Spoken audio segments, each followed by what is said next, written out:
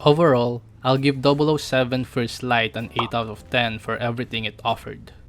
It had an engaging and immersive story that made me want to see what's next. It also made me care for the characters to an extent where I was whispering to myself, "This is for X character, this is for X character," every time I punch his killers 20 hours later near the end of the story.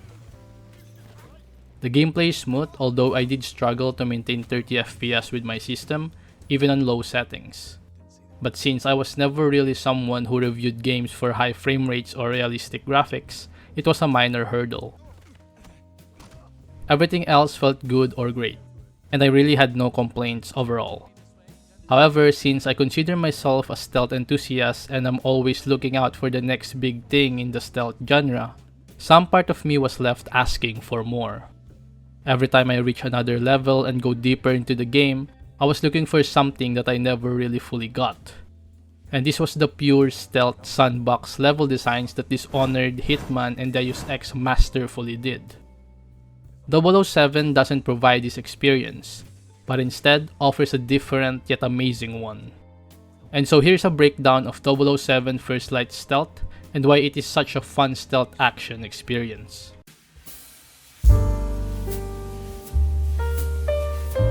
Let's start with the game's narratology, or how the game's story complements its stealth gameplay and mechanics. Since this game is about James Bond or 007, a master spy and operative from MI6, and his undercover and confidential exploits, it is obvious that the game has a fitting narrative for stealth. Everything you do is supposed to be hidden from the public eye while also incorporating yourself within the public in plain sight. This gives contextual reasons for using disguises, tools that look like everyday objects, and mission design set around public spaces and the occasional trespassing in restricted areas. Furthermore, there's even an in-game explanation for the game's UI. The Q lens, which you get once you join MI6, gives you X-ray vision and contextual information about interactable objects, while the Q watch lets you use and deploy tools. When you don't have the Q lens or it's turned off, that UI element also disappears. Same goes with the watch.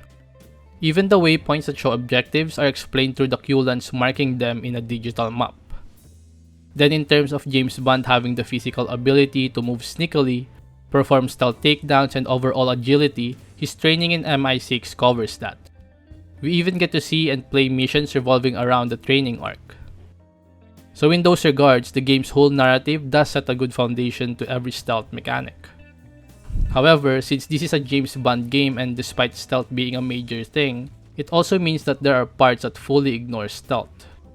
And again, while that does stray away from the pure stealth experience, it makes sense for the narrative. Plus, even the parts where stealth is fully ignored, the event still felt grounded and not in a way that James Bond basically became a super soldier. Although since it's a game, it can feel like that sometimes when fist-fighting armed soldiers. But overall, narratology is on point. Stealth is an element of the story that guided the game's whole stealth design philosophy perfectly.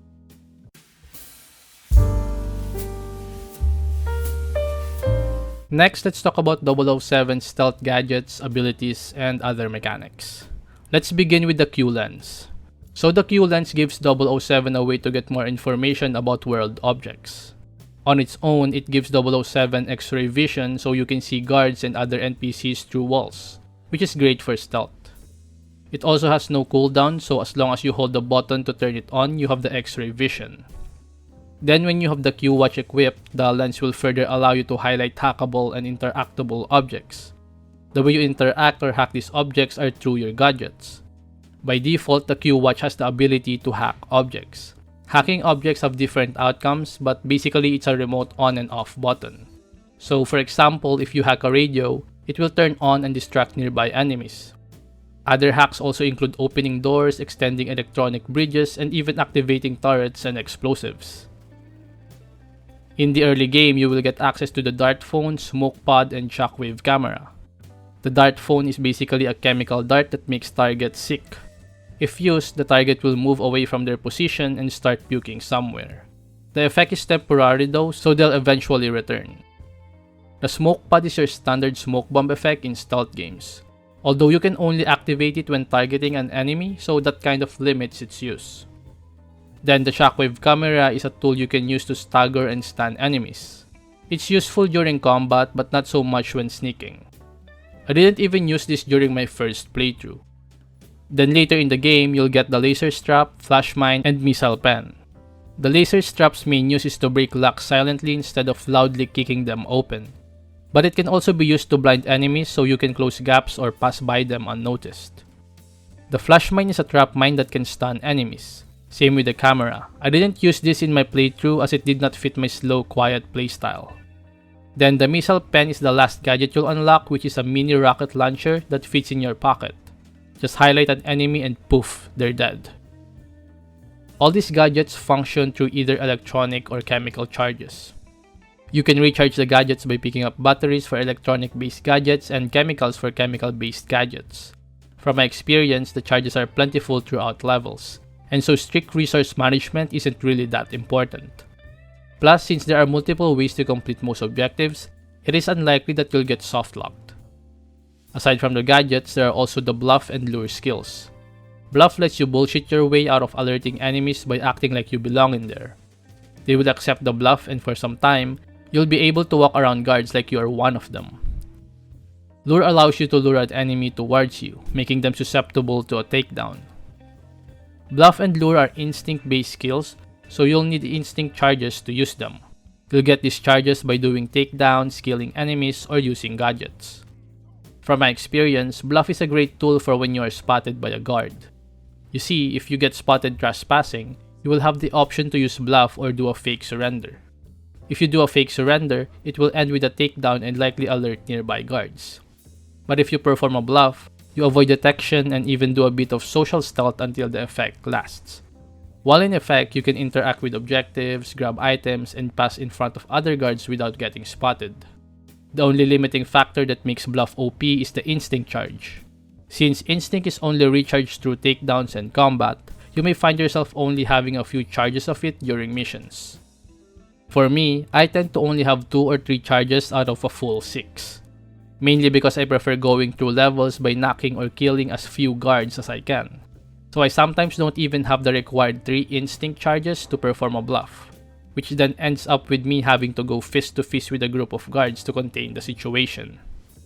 I'll talk more later in the failed state part of the video about the combat, but just know that combat in this game, especially melee, feels amazing. Lastly, there are also guns that you can use to kill enemies. However, they can only be used during certain parts of a mission when you get the license to kill. Anyway, overall, First Light's gadgets and abilities are top-notch as they allow 007 to have multiple ways of completing objectives, while also acting as tools to enhance the stealth experience.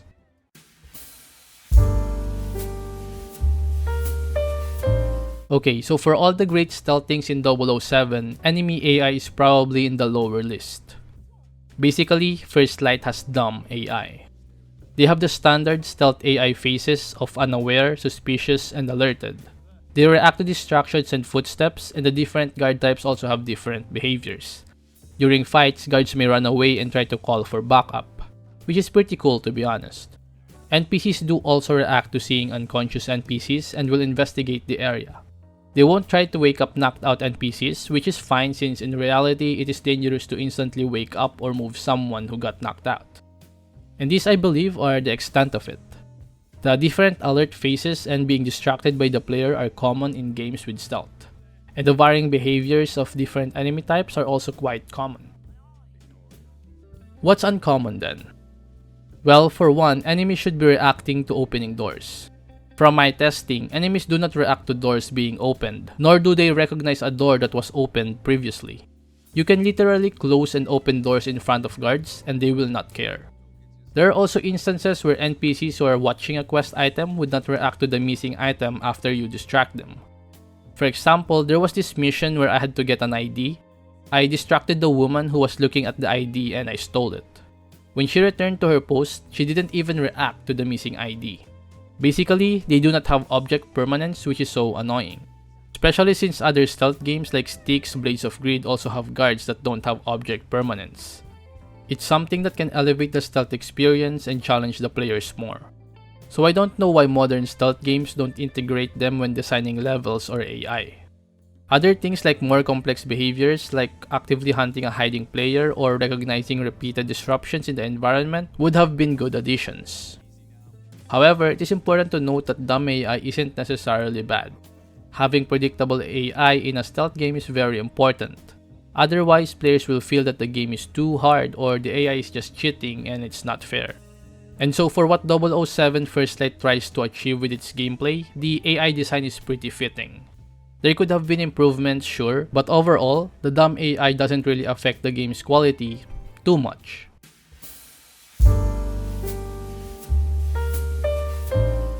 Next, let's talk about level design. So I cannot really categorize 007 First Light as a pure stealth game mainly due to its whole level design. This is because the game has a variety of level designs that can range from a full-on shootout sequence to the stealth-focused levels where you want to avoid detection entirely. Most chapters will have a combination of these varying levels depending on what's happening in the story. But basically, you'll often have an escape room-like level where you go around a public space with NPCs. You'll have to navigate around and find certain items to complete your objectives. There may be some parts that you'll have to sneak, but you can also use your tools like the dart phone to bypass physically sneaking. These type of levels in the game do feel very scripted even though there may be 2 or more ways to complete them. Everything in them just feels contextual and not something the player can give input to. Then there will be the shootout levels where you are given the license to kill status, which means you can use your gun. This license to kill status is actually a pretty big deal as it limits the use of firearms in the game. If you don't have the license to kill status shown in the HUD, it means you cannot use a gun.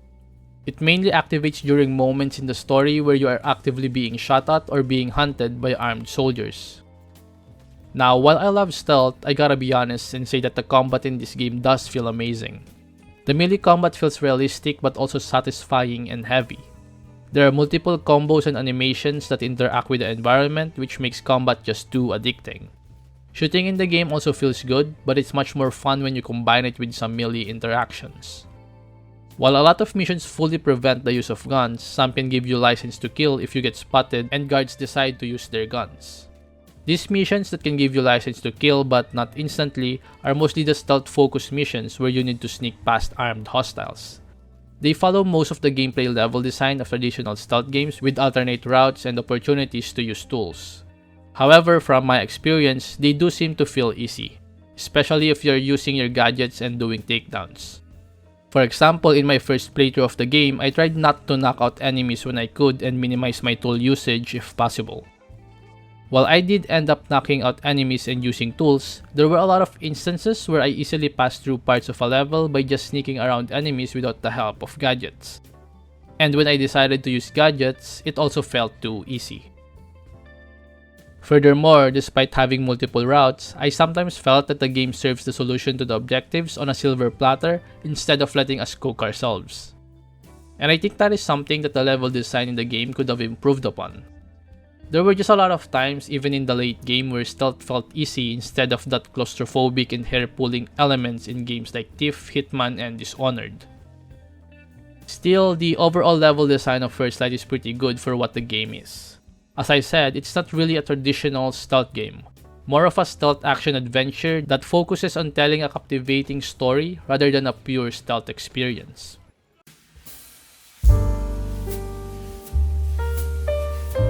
Lastly, let's talk about the stealth fail state in First Light.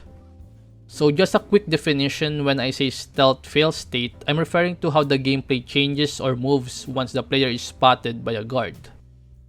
As mentioned earlier, James Bond does have a bluff ability that gives him a free pass when being spotted by guards. This mechanic is amazing as it gives you a second try before ending up in a full-on shootout. But when you cannot use your bluff ability and you get spotted, you also get the option to fake a surrender. Now, depending on where you are spotted, a fake surrender may not end up into a full-on shootout. What I mean by this is that when you get spotted, an enemy will first chase after you for a few seconds before they decide to attack you. During this window, you can position yourselves to talk to the guard in an isolated spot. This way, once you perform the takedown after a fake surrender, you remain in stealth. Do note though that you can't use fake surrender or bluff in every level. In levels where you start with a license to kill, the bluff mechanic is basically disabled. So now, let's talk about what happens if you get into a full-on encounter. Once you get spotted and an enemy becomes aggressive, you can prevent them from calling backup by taking them out fast. However, if there are nearby guards, they will hear the commotion and join the brawl.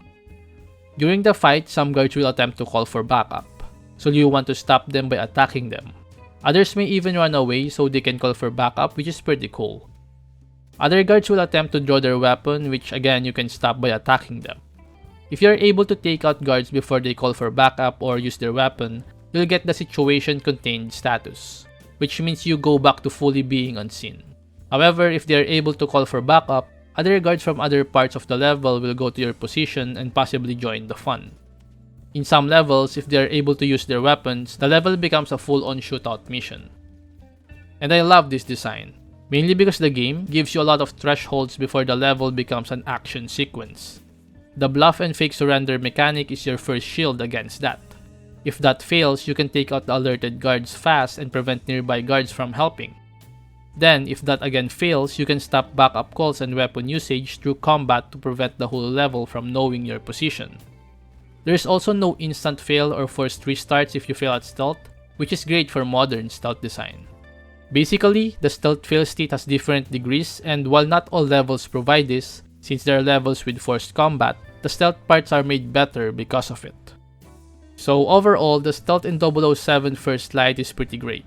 It is carried mainly by smooth gameplay and a captivating narrative that many modern stealth games lack. Again, it is not a full-on stealth experience. Do not go into the game expecting an experience similar to Thief or Dishonored. Instead, go play the game if you want a fun stealth action game and experience the story of how 007 came to be.